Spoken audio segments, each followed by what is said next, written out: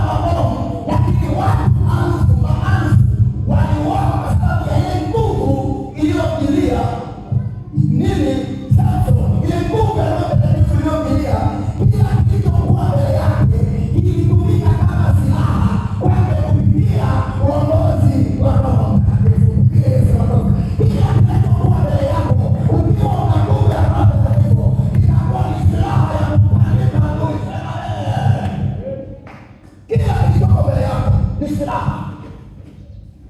Yesu makofi. Taya punda likawa watu wafungapi? Watu wafungapi waliuawa na taya la punda? 1000. Lakini ile nguvu ya Roho Mtakatifu iliyoingilia, nguvu ya Roho Mtakatifu ilikujilia, wanaweza wakashika kitu ukaona ni cha kawaida. Hicho kitu hakiwi cha kawaida, kwa sababu ndani ya hicho kitu kuna nguvu ya Roho Mtakatifu ya kuwamaliza maadui zako wote. Biblia inasema makofi na kelele, iko nguvu kwenye kile kitu ya kuharibu maadui wote.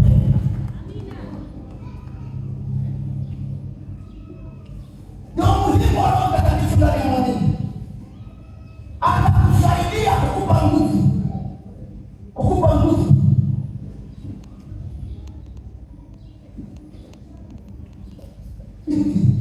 Hivi kuna siku nilikuwa leo, unajua watu ni nguvu, mara nyingi hawaonyeshi nguvu zao kwa raia. Sema mimi na kama anazionyesha nguvu zake kwenye raia, huyo mtu hana akili. Ndio maana tunataka askari polisi wapige kwanza akili. Nataka kutolea mfano. Hivi wewe unaweza kuamini kama ni askari alivyo mnyenyekevu, alivyo mtii, alivyo nini, lakini nguse kwa sababu amepitia jeshi, kila kitu amepitia huko, anazo nguvu za kimwili na njia zozote za kukushinda wewe, lakini amekaa kimya. Baba yakupee, ndipo utaona nguvu zake na silaha zake akizichomoa kwa ajili ya kupambana na wewe. Ndio maana tunataka pia hata askari wapime akili. Wengine ni wautawaji. Ndio maana wanakuta wanapiga watu wenyewe tu. Hatutakueni matete. Wala polisi, wala nini kinachotokea. Tunataka hata askari wapime akili. Sema amen. Sio pigana kwa sababu, sio pigana kwa ngumi kwa sababu. Na tunataka watu ambao nikamtafakari huyu jamaa kweli asubuhi. Sijui niendaje kwenye ndoto gani, nikasema hivi kweli unaweza kujua huyu jamaa ni askari? Au huyo hapa? Au huyo? Lakini moja vita kitokee, ajue kabisa huyu ni adui anayetaka kupambana na mimi. Ndipo utaona sasa atakayokuchangamkia. Huyu ndiye askari aliyepima akili zake zikaonekana ziko sahihi. Sio kama ndio mfano. Ambazo zingine tunaweza kufanya bongo nao. Piga Yesu makofi. Mimi ni askari wa jeshi la mbinguni, kwa hiyo siongopi mtoto wangu. Sema amina. Pale anapotakiwa niamue kwa uwezo wa Roho Mtakatifu, naamua kwa uwezo wa Roho Mtakatifu, bila kujali katikati yetu kuna nani. Pale anapohitajika kutia moyo, maaskari wapime akili. Sema amen. Sema amen. Na wewe ukiwa mwenye Roho Mtakatifu, utapigana vita ambavyo sio vyako. Utapigana vita ambavyo vitakavyoletea Mungu utukufu. Vile vita vilikuwa vinamtambulisha Mungu kwamba yuko pamoja na Samson. Sema amina. Yuko pamoja na yeye. Bila adui walipokuja kumjaribu, wanamwona Samson ni wa kawaida. Lakini Samson alikuwa si kawaida, hakuwa kawaida, kwa sababu ndani yake kulikuwa na nguvu ya Roho Mtakatifu. Na ngoja nikueleze, kwa sababu wewe ni mtu muhimu sana na mtu wa maana sana mbele za Mungu. Unasikia mara nyingi anasema roho itamjia. Kama haikumjia, alikuwa ni mtu dhaifu. Hata anaweza akapigwa na mtu wa kawaida. Sema amina. Sema amina. Taya. Hello, mimi msema. Wewe tukabizwe taya, wewe kalinde lindo. Taya. Sikaona tuliza taya. Wewe ndio nenda kupigana na maadui wa CCM ambao ni Chadema. Nao wamekuja majinzi, wanakuja wewe una taya. Wakakimbia. Lakini Mungu anataka kufanya kwa sababu kuna kitu ambacho Mungu anatuona kwenye hicho kinachoonekana ni dhaifu, lakini kina nguvu kwa ajili ya Bwana. Kina nguvu kwa ajili ya Bwana. Dhidi ya maadui wanapotaka kushambulia.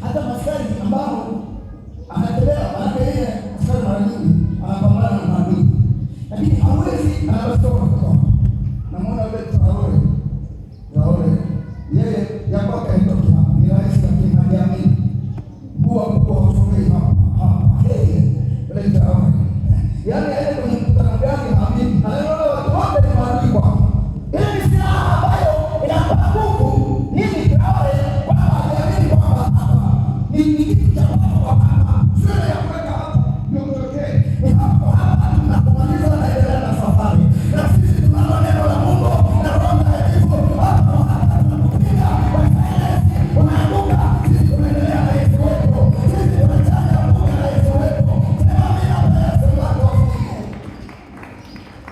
tunayo kwa sababu jamaa na jamii na rafiki ni mkuu wako sema mkuu wako ni Kiswahili kingine hicho pastor.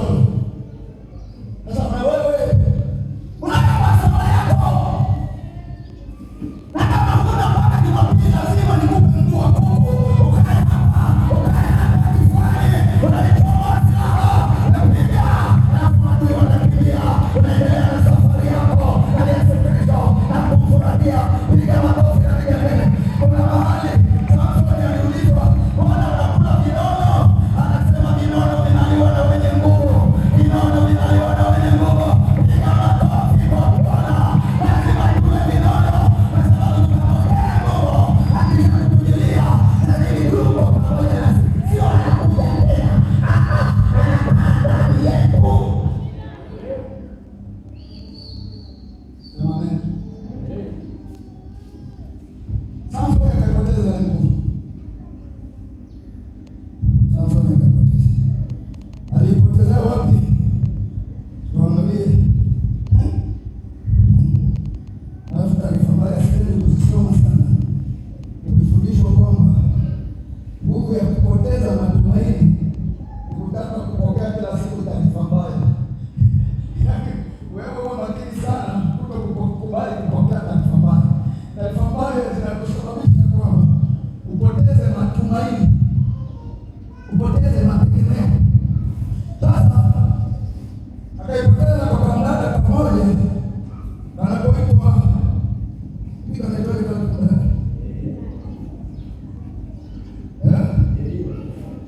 mnamjua. Hebu angalia mstari wa 5 kusoma huo 16 Waamuzi mstari wa 5. Nao wakuu wa Wafilisti wakamwendea wakamwambia, mpembeleze upate kujua asili ya nguvu zake nyingi. basi umbeleze tupate kujua hii nguvu inatokana na nini. Maadui watatuma watu wa kukumbeleza, watakubembeleza kupitia mchumi, mara wanakuona unaanguka hoi kwenye pesa, watakutuma watu wakuendee kukubembeleza ili hiyo silaha hiyo nguvu uipoteze. Watakutuma nani? Delila wale Samsoni ni wa Samsoni, lakini kuna Delila wa leo ambaye anaweza akasababisha ukaipoteza hiyo nguvu ulio nayo. Mpigie Yesu makofi. Wako wa Delila ambao wanaweza wakakubembeleza ukapoteza hiyo nguvu ulio nayo, na ukishaipoteza atakwambia madhara utayaona.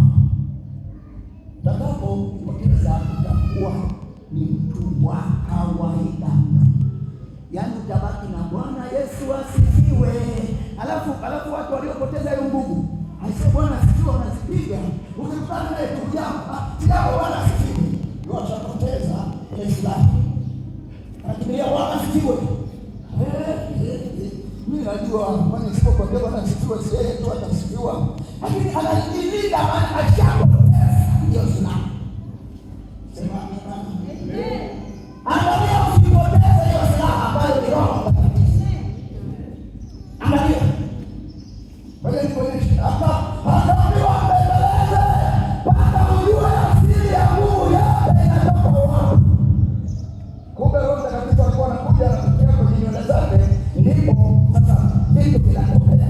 Anakuja anaambiwa wewe unanyoa nywele. Hiyo ni kanuni ya Mungu. Sio lazima sasa hivi tuache nywele, huo utakuwa ni uchafu.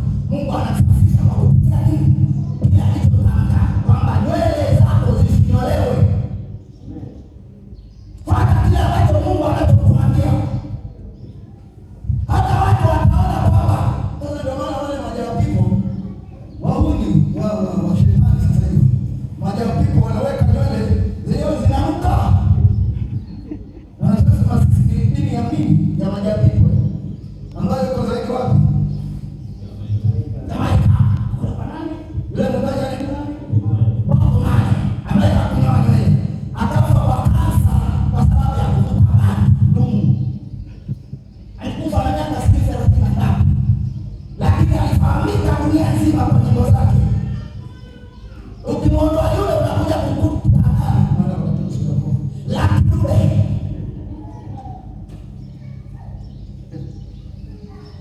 Angapo anafahamu la kidume. Huyo mshirika wa mama Florence anamjua la kidume.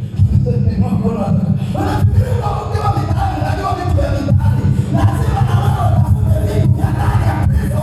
Nawe pia uvizingatie ili wafuta kwa watu. Bwana mkujua bwana wewe anatakiwa kuamini mfahamu la kidume.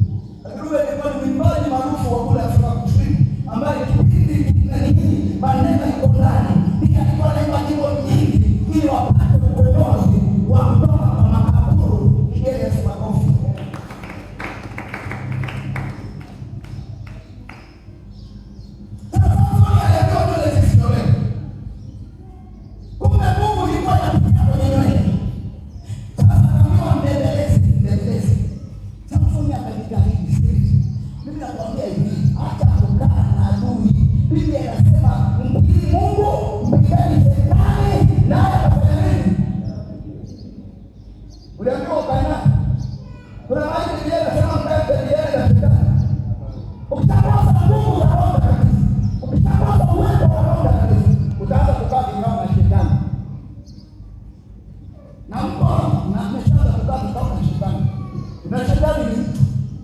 Na Mungu ni mtu. Kikao chako unakaa na nani? Mwangalie huyo unayekaa naye, ndio ulianza kukaa naye. Au tayari nini nguvu zinapoondoka ndio unatafuta vikao sasa na watu ambao ni wapelelezaji ili wakuondolee nguvu ya Mungu ndani mwako. Pigia Yesu makofi. Wanakupeleleza, wanakuchukua polepole. Usifikiri sasa ile nguvu iliondoka kwa haraka. Aliilinda kwa kiwango kikubwa, lakini kwa sababu bado yuko na Delila anazidi kumbembeleza, ni kwa sababu yuko na kikao na Delila. Asubuhi tumefundishwa ile neno katika kitabu cha Tito. Ilikuwa tatu. Anasema ukikaa naye kumwendea ni ndugu pale ni ndugu. Ukiona bado anazidi kukaa na vikao hivyo, fanya nini? Hivi Biblia inafika mpaka inasema mkatae. Mwambie mwenzio mkatae. Unalinda nguvu yako. Mwambie unalinda nguvu yako. Wewe unafikiri kwa nini Yusufu alikimbia? Yule jamaa alikuwa na akili. Mwambie mwenzio uwe na akili. Mwambie akili za rohoni.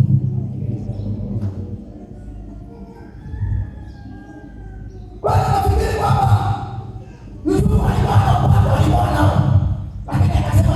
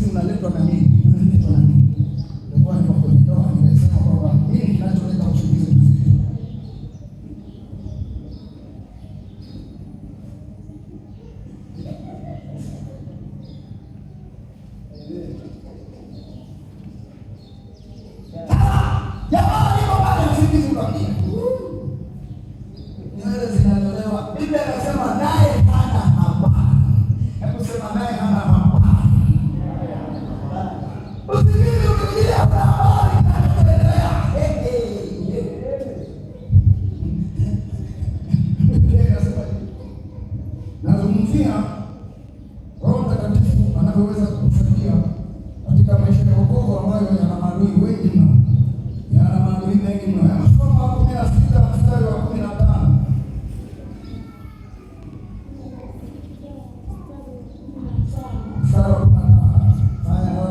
Mwanamke akamwambia, wawezaje kusema nakupenda na moyo wako haupo pamoja nami? Malizia. Umenidhihaki mara hizi tatu, wala hukuniambia asili ya nguvu zako nyingi. Unaona, hasikutoka zile nguvu kwa haraka. Hakuzipoteza mbele wa ufikiri utazipoteza nguvu kwa haraka. Kabisa utakuja na Bwana siku zitakuwa nyingi, lakini bado nguvu zinaanza kudidimia. Ujue kwamba kwa nini nguvu zinazidi kupotea. Kwa nini uniambia kama kweli unanipenda kwa moyo? Niambie asili ya hiyo nguvu zinatoka wapi? Unafikiri mara moja mara mbili? Utaanza kuja kanisani, utaanza kuacha ibada za katikati, unaanza kilii. Zamani walikuwa wanasema yote yule. Sijui nani yuko pale. Mbona anatembea na sura? Huyo unabembelezwa hivi. Siku nyingine ukija kanisani, anakuambia kwani ni lazima, kwani kwa kukarudia nyumbani, kwani Biblia si ile mchungaji anayohubiri? Hebu chukua, unaanza kuchukua Biblia huko nyumbani. Vita vinapotokea, vita wenyewe vimetokea mnavishindwa. Ukiona vita vinapotokea lazima, maana tayari vita vinakushinda. Unatafuta mahali wanaposema kwamba utashiriki kuna mahali ambapo wengi wanapenda simu. Unajitia moyo kwa Bwana. Jipe moyo, unaanza kuipa pambio. Maana mstari ni Mungu asema na wewe. Kila mstari Mungu unaanza jipe moyo utashinda kwa kuipa anga. Samson akaambiwa, ikiwa kweli unanipenda nieleze. Tena Biblia anasema ikiwa wawezaje kusema nakupenda na moyo wako hauko pamoja na moyo wako unaambatana na nani? Ukiangalia kitabu cha Mithali, sijui ni 4:14, kitu kama hicho, anasema mwanangu, nipe moyo wako. Ikiwa moyo wako utasemaje kwamba nakupenda, ikiwa moyo wako hauko pamoja na alichokuwa anakitafuta pale ni moyo. Sasa nini? Maana nguvu tayari zishaanza kuishia. Maana kuanzia popote nguvu zinaanza kutoka. Namwambia kiwa kama unasema unanipenda, basi na moyo wako basi upambane na mimi. Sasa moyo ukishapambana na yeye, umemaliza. Biblia inasema usipende dunia wala mambo yaliyoko katika nini? Maana hapa tunachukua class tukaja hapa.